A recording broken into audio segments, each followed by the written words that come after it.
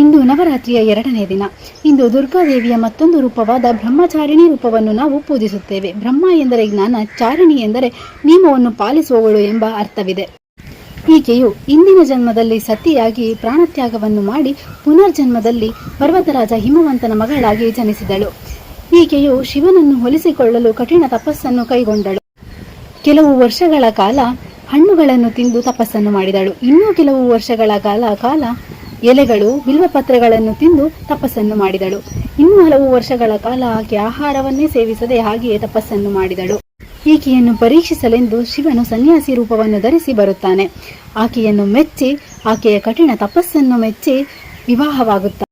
ಈಕೆಯು ಶ್ರದ್ಧೆ, ತಪಸ್ಸು, ಧೈರ್ಯ ಹಾಗೂ ಜ್ಞಾನದ ಸಂಕೇತವಾಗಿ ಪೂಜಿಸಲ್ಪಡುತ್ತಾಳೆ. ಹೀಗೆ ಕಠಿಣ ಪರಿಶ್ರಮ, ಶ್ರದ್ಧೆ ಹಾಗೂ ನಂಬಿಕೆಯಿಂದ ಏನನ್ನು ಬೇಕಾದರೂ ಸಾಧಿಸಬಹುದು ಎಂಬುದನ್ನು ಈ ಕಥೆಯು ಪ್ರತಿನಿಧಿಸುತ್ತದೆ. ಎಲ್ಲರಿಗೂ ಶರನ್ನವರಾತ್ರಿಯ ಶುಭಾಶಯಗಳು.